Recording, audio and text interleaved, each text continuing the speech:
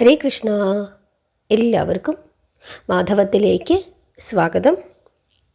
ലളിതാ സഹസ്രനാമത്തിലെ 32 ശ്ലോകങ്ങളുടെ അർത്ഥം നമ്മളിതുവരെ പറഞ്ഞു കഴിഞ്ഞു. ഇന്ന് നമ്മൾ പറയാൻ പോകുന്നത് 33-ാമത്തെ ശ്ലോകമാണ്.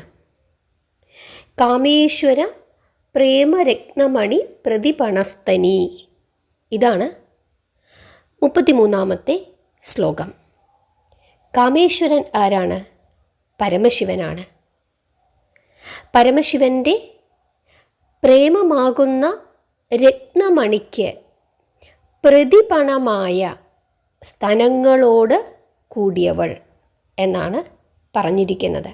അതായത് കാമേശ്വരൻ്റെ പ്രേമത്തെ രത്നമണിയായി സങ്കല്പിച്ചിരിക്കുന്നു.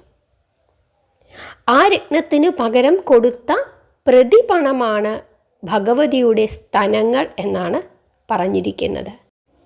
ഇവിടെ പരമശിവൻ്റെയും ഭഗവതിയുടെയും ആ പ്രേമത്തെ പറ്റിയിട്ട് തന്നെയാണ് പറഞ്ഞിരിക്കുന്നത്. അംബികയുടെ സ്ഥാനത്തെപ്പറ്റി വർണ്ണിച്ചിരിക്കുന്നു. അത്രയും പാതിവൃത്യമുള്ള ആളാണ്, അത്രയും പതിയോട് സ്നേഹമുള്ള ആളാണ് അംബിക. അംബികയുടെ പാതിവൃത്യത്തെ ഇവിടെ സൂചിപ്പിക്കുന്നു.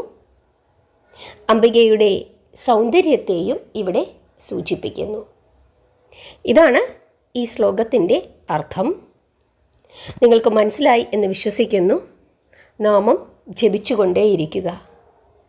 ഹരേ കൃഷ്ണ.